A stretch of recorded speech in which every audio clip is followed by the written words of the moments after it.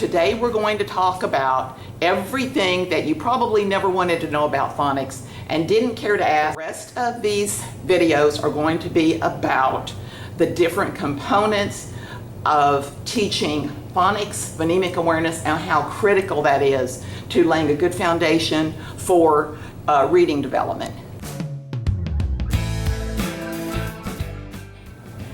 All right. So today we're going to look at all of the different components that have to do with learning phonics, phonemic awareness, phonetic analysis. I know they all sound the same, but they're not the same. I want to know, in your Weitzel and Cooter book, there is a pre-test, I believe it's like 10 questions. It's on page 133 in your Weitzel and Cooter book. Teaching children to read, the teacher makes the difference. And did any of you, when you were looking at that chapter, take that phonics quick test? Okay, there's no reason not to, because it says the answers are on page 173, okay? It's not for a test. But, so if you had to do this, it said the first practice question is, in the word charcoal, when you break it into syllables, where would you divide it into syllables? And what sound does the A have? Did that lose you right there? Syllables you kind of know, right? Mm-hmm. Breaking words into syllables. Because when we teach students to break words into syllables, we usually tell them to what? Clap the syllables, like into, or that's a good one. That's a very good one, Donna. Or into. How many times does your chin move? Or tapping on the table. So syllables you pretty much have, right?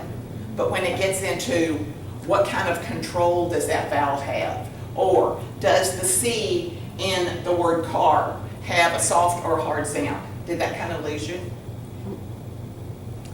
You didn't take the test. You read the chapter, right? You looked at the chapter. Yeah. I looked at the test and went, okay, it's been a long time. Okay. Well, that's what we're going to fill in all those gaps today. So it's chapter 4 in the Weitzel and Cooter book. And then in our phonics and phonemic awareness, it's pretty much all of it. Basically, chapters 1, 2, 3, 4, and 6. A little bit of 7 with morphemic analysis. So, like I said with the title, you're going to learn more today than you may have wanted to know. But as teachers of basic literacy skills, this is information, this is content, this is vocabulary that you need to know. Are you going to teach every one of these vocabulary terms that we're going to talk about today to your kindergarten, first, second graders? Probably not, although they love to learn big words. They would love to know what morphemes are and graphemes are.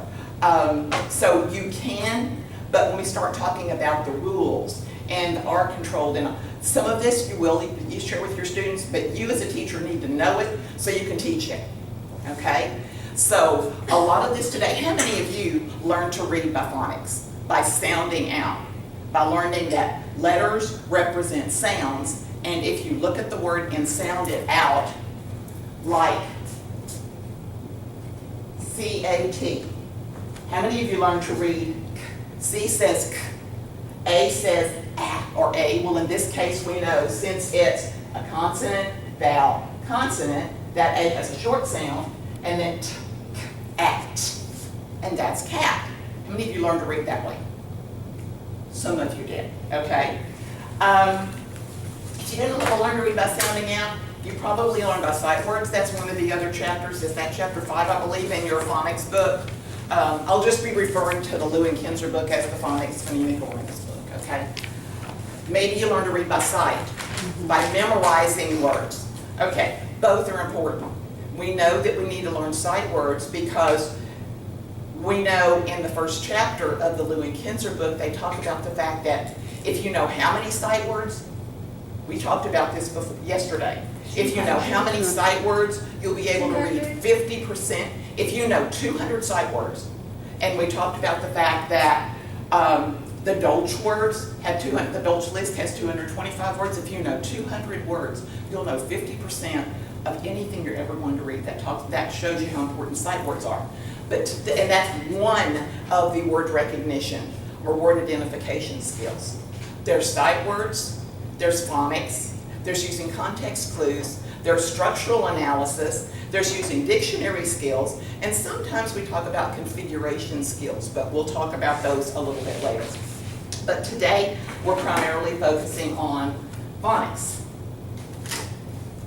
So when we talk about phonics, your chapter 4 and Reitzel and Cooter break it down into 5 different kinds of phonics. We're going to primarily block it into 2.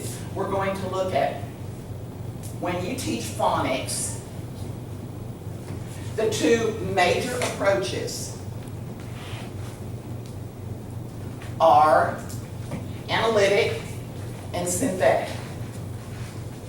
Now, Reitzel and Cooter kind of block the analytic. They also talk about that as analogy-based.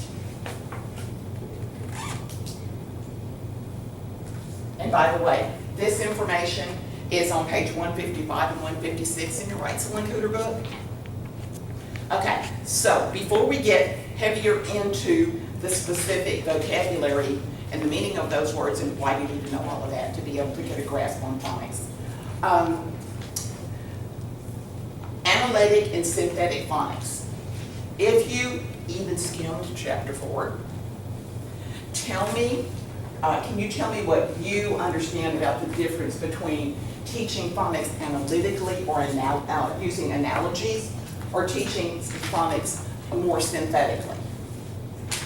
Anybody know? Okay, the exam, for time's sake, we're just going to go on with this. Otherwise, I would stand here and let you figure it out, because we need to give wait time when we ask students questions, right? But not more on video. Okay. So the example that I just showed you, where we look at, okay, we know that C says, we're going to find out a little bit later that C can also say S and not just K. But for the purposes of showing you an example of synthetic phonics, we're going to just look at each individual letter sound. So if you're teaching phonics synthetically, you're going, okay, C says K, A says H, T says T.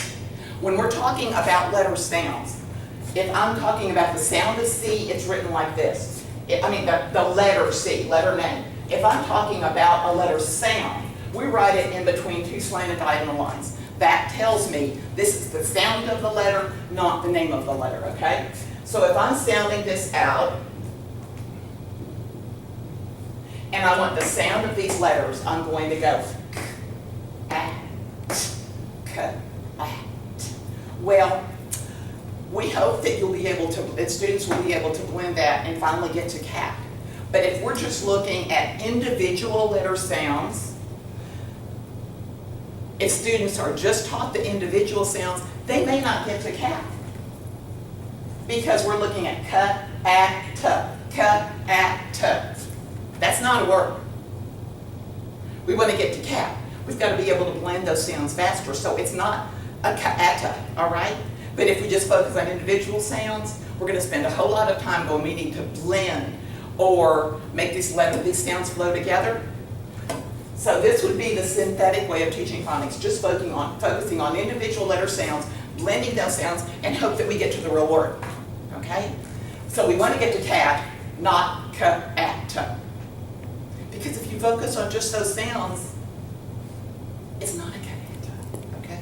I know I'm taking a lot of time on that, but I'm trying to help you see. If you just focus on individual sounds, as opposed to a more analytic or analogy-based, let's look at another way to teach this word.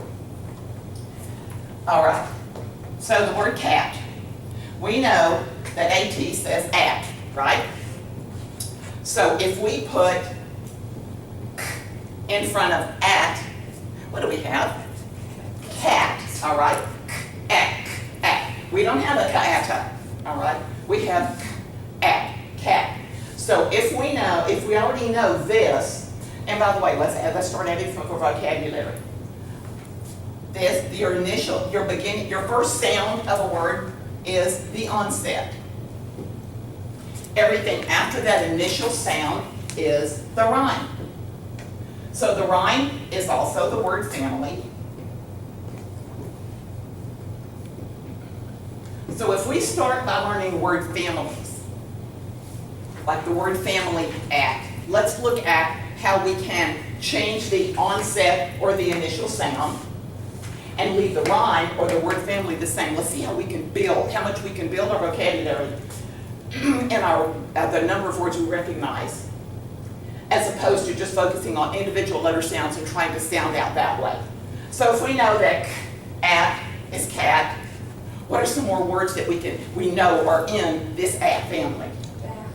Okay, we can do at, Rat. we can do at, Fat. we can do at.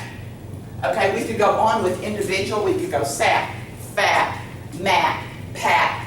So see how many more words you can learn exponentially by just focusing on word families, looking at the words analytically, as opposed to just looking at individual letter sounds. How do we read words? Do you read words looking at individual letters, or do you look at words? Words. We look at the words, right? We want to learn to read words because text is made up of words. Yes, words are made up of letters, but we want to look at bigger units because we want to teach our students to be able to decode. Remember, decode is what? Talked about it yesterday. Making meaning, deciphering, okay? So we want to be able to read words, not just letters. Letters are important because we want to know the sounds that go with those letters. But we want to get to the point where we read the words. So we know we can really go through and build that, and then we can start adding some blends at the beginning. Well, if I know that cat and bat and fat and rat and sat and mat and cat, and you know, students will even go into, once they get on this and realize, oh, I know all these words, they'll start adding nonsense words like whack and sat and laughed. That's okay. That's phonological awareness. That's playing with language. Knowing those rhyming words, that's one of the first critical phonemic awareness skills. We're talking today, as soon as I erase the wall, I'll add some more terms, all right? Phonemic awareness is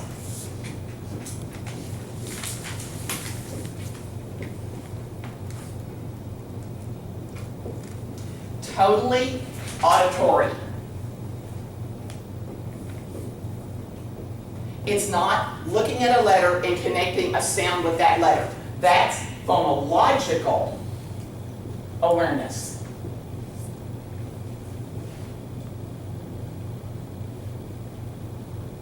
Or graphophonemic analysis, but we'll talk about that a little bit later because it's important to know those words. And different books, different basal readers, different texts refer to the same concept using different words. So I want you to know as many of those words as possible. We'll be adding those words to our interactive word wall, which we would do today if we weren't videoing. But it's important for you to focus. We talked about yesterday the importance of using a word wall, whether you're in a college class or whether you're in a first grade class. So phonemic awareness is completely auditory. Phonemic awareness is knowing the sounds that letters represent. Okay, letters don't make sounds. Letters represent sounds. So some of the important concepts of phonemic awareness are knowing, let's say, the sound that my name starts with. Isn't that one of the first words that most kids learn? Their name, okay? So phonemic awareness is knowing the letter sounds. Is knowing that, how many sounds are in this word? The word cat. How many sounds do you hear in that word? 3. Okay, that's phonemic awareness.